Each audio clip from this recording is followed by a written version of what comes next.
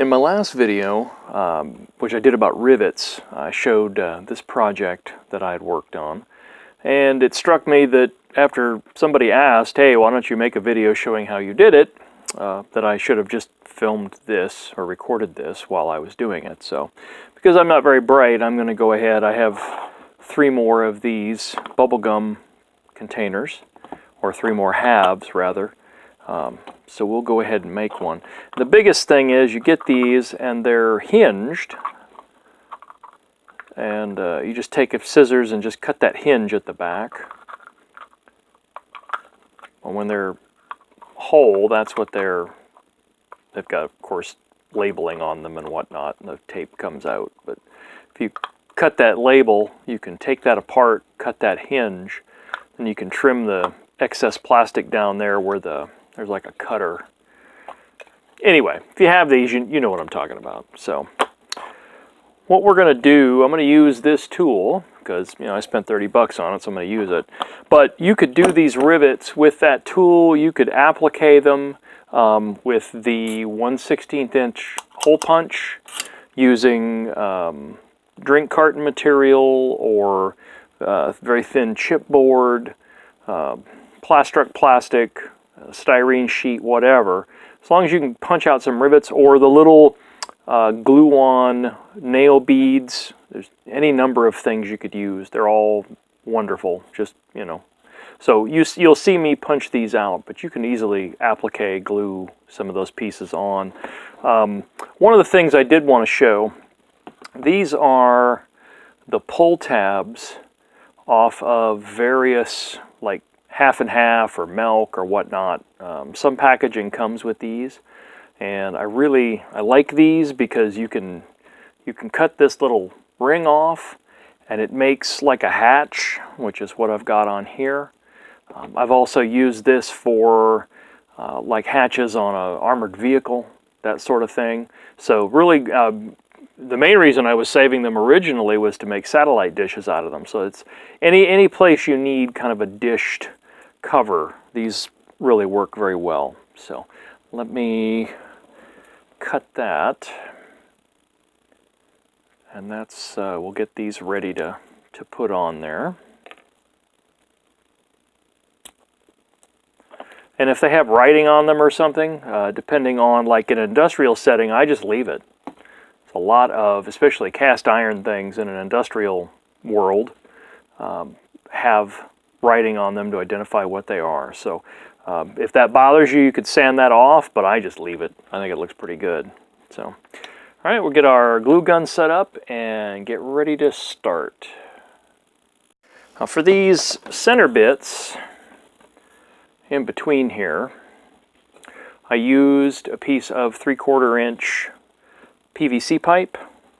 If you don't have that, the center of the cardboard roll out of the center of aluminum foil works fantastic, and it is precisely the same size as that 3/4 inch pipe. So not a problem there. If you had something a little bigger, a little smaller, it doesn't matter.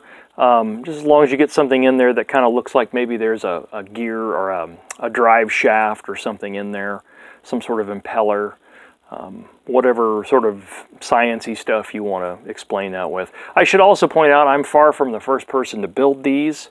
I think this is kind of like a Pringles tube. It's so ubiquitous that it's probably an STC in the 40K sense. Various other folks, Jason Jensen did a diorama build where he used these.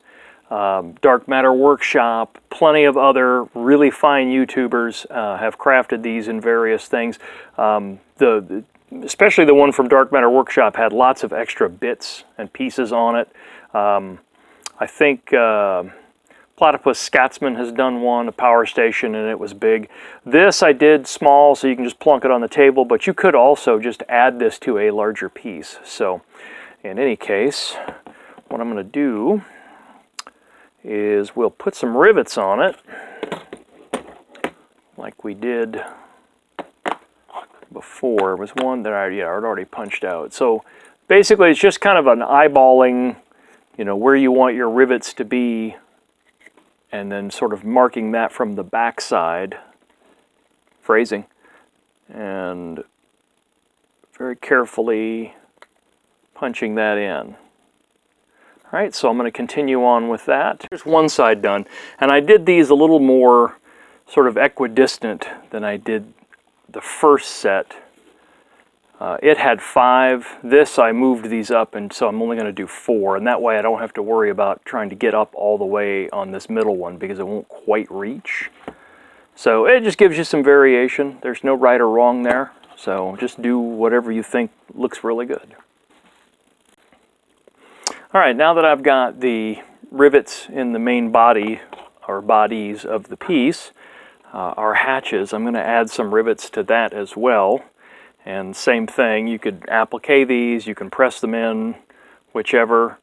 Just put them where you think they look good and do as many as you think you need.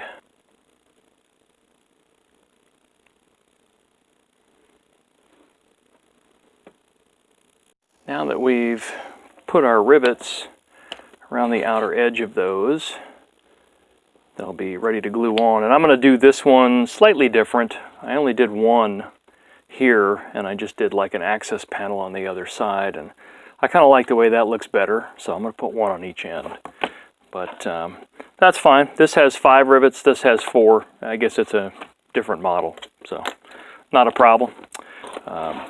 The centerpieces I just cut that, I measured back and just cut that with a hobby knife and some scissors. EMT shears in this case, and then cut that 2 halves. And these don't hold their shape quite as well as the PVC because that's exceedingly rigid, but that's fine as long as it spaces it out about right. And we will get ready to glue this on. So we'll just put a little bit of hot glue on here.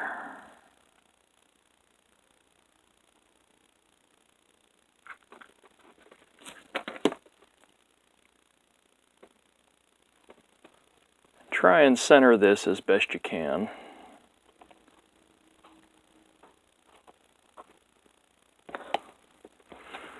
And again, if it's not perfect, it's not really a big deal.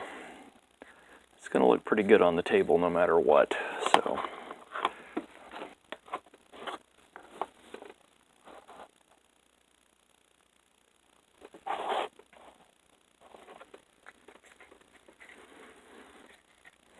All right, once you've got that put together like that, you can go back and pull all the strings off.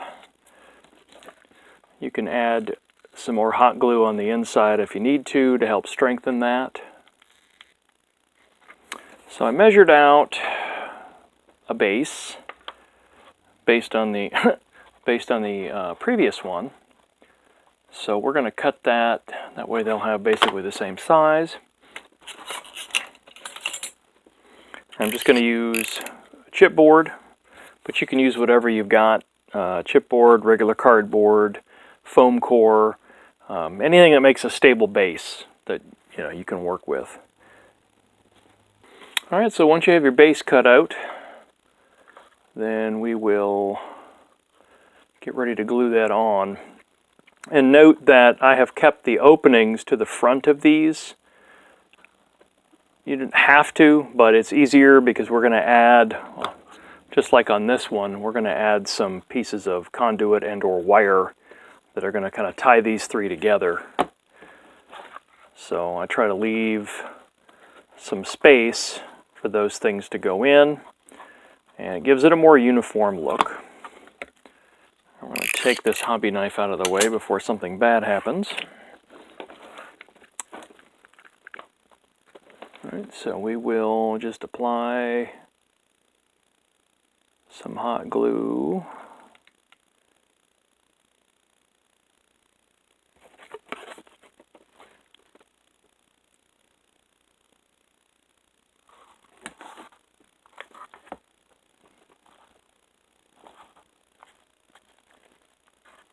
All right, so there it is mounted to its base. We're going to add a little bit of detailing with some drywall tape, which we will cut to fit down in those gaps there. And the great thing about drywall tape is it's adhesive on the back, so that can lend its own trouble. But once you do get it positioned, then you can just press it down and it will generally stay right where you put it.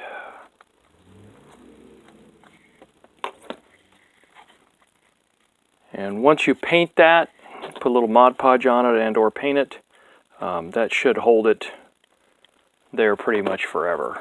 So we're going to add that. All right, and the great thing is if you get a little heavy-handed with the hot glue like I did, you can trim that tape to fit in around there. So not quite as neat a job as I did on that one, but it'll pass. Maybe this is more of a ruined one. All right, so we'll add our bits on the end there. All right, just kind of try to, again, sort of center that as best you can. All right, so not too bad. All right, so let's add our conduits. And for that, I'm just going to use some wire that I happen to have, but you could use sprue, or even you could cut thin pieces of chipboard, any number of things. As long as it has the look that you want, you could do that. Also, we're going to add these little conduit-y pieces between. It's just the flexible area on some of these straws. We'll put those in first.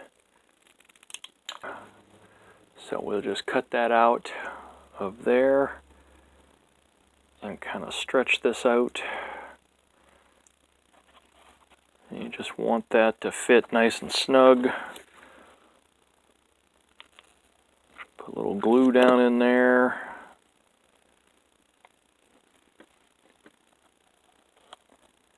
And just push that piece down into that glue. All right. All right, so we've got those two pieces in place. We can get to where we could see them maybe. There we go. All right, so we'll add our conduit to the front. And you can use pliers to get kind of a very hard corner, and that'll kind of hold its shape a lot better than if you just sort of push it to that point.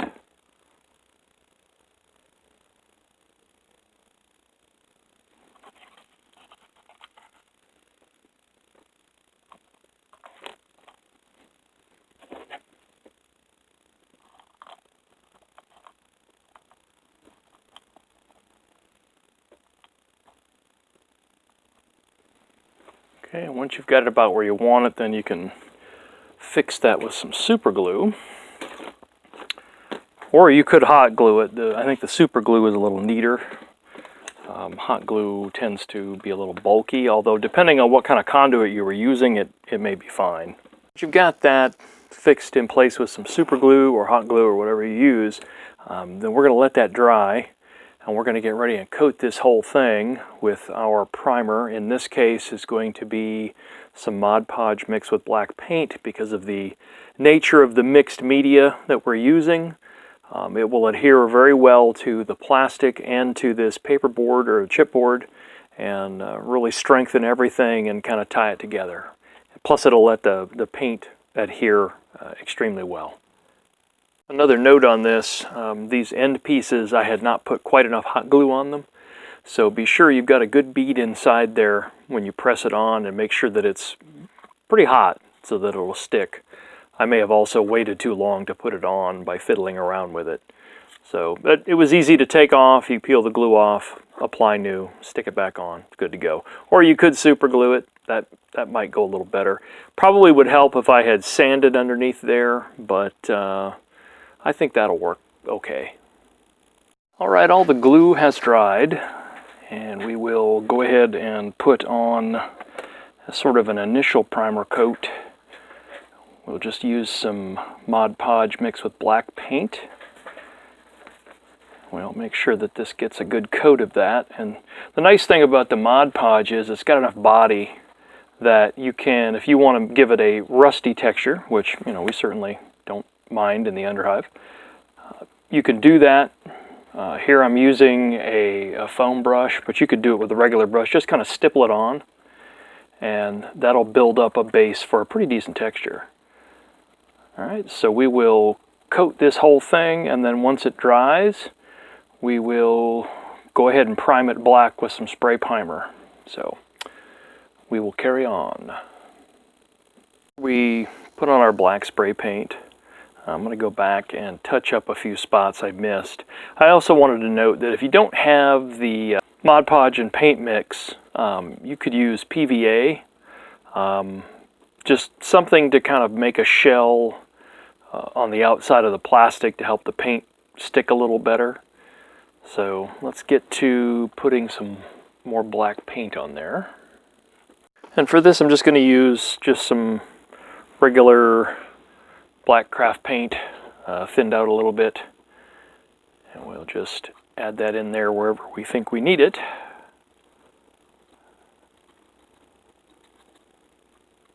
Alright, so we'll clean that up and move on to the next step. The first color we're going to use is going to be raw sienna. Nothing fancy here, just kind of a heavy overbrush of this.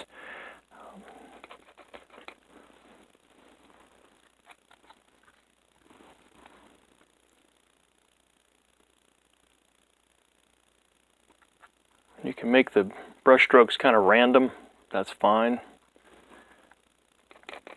Doesn't have to be an even coat.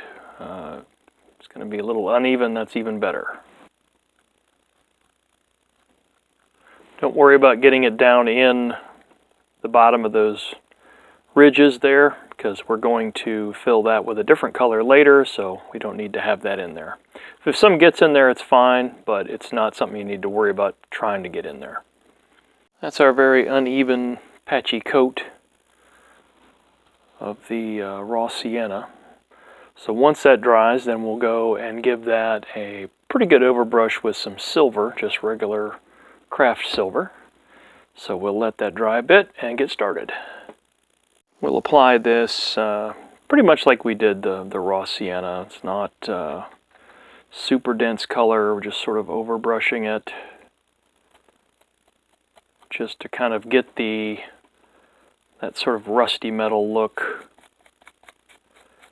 And you still want a lot of that base color to show through both the black and that raw sienna. Although it's completely, to taste, you can do this to where it looks very, very clean. There's nothing wrong with that. I tend to make my downhive areas look pretty scroungy, so, which also works very well for the wasteland. Most things in Fallout don't look real new, so these will do double duty. But we're going to do that all over the whole thing. With our silver applied, what we'll do next is go and paint in all of the areas where the glow will be coming from the fusion or whatever is going on in there. That's if you want it to be one that's working. If you wanted this to just be a dead one, then I would just put some dark gray in there and call it good. But just for visual interest, we're going to put some glowy light things in there. For this step, I'm using Vallejo Game Color, the extra opaque. It's the heavy blue, but you can use any blue you have. I just happen to have these colors. I bought them years ago, and they work really, really, #really, well for certain applications like this. So we will very carefully get down in here.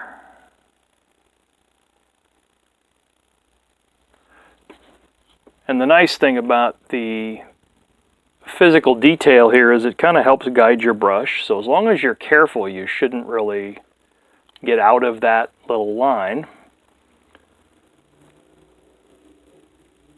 That sort of groove, I guess, as it were. All right, so we're going to do all of those, and we'll be back. For the glow, I just mix up some of the heavy blue with a little bit of this off-white, but you can use any kind of white. You could just probably use straight white on top of here, and it would be fine. It's all a matter of to taste. Just go in there and just put a line roughly in the middle. Try to leave some of the dark on the outside, although we'll go back and we'll make a wash with this and add that back in there to kind of help define those edges. So if you get a little close to them, that's fine.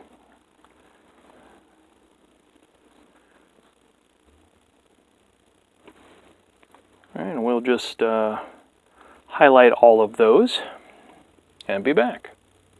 Taking the heavy blue and just mix that with a bit of some homemade magic wash and put that together. And then we'll go and kind of dress up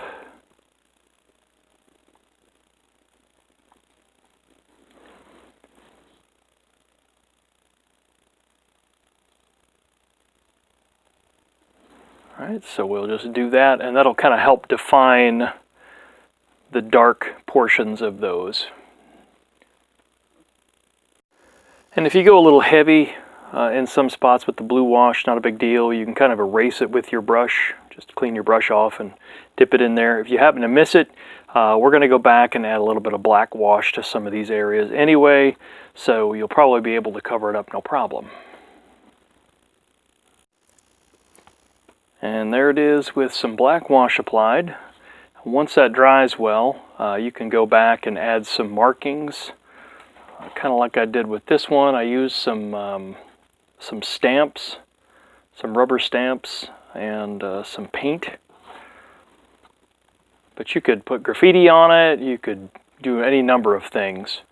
So hopefully that was helpful. I hope you guys enjoyed it, and if you want to see more of this kind of content, remember to like and subscribe, hit the bell, all that good stuff. And I hope you guys have a fantastic day.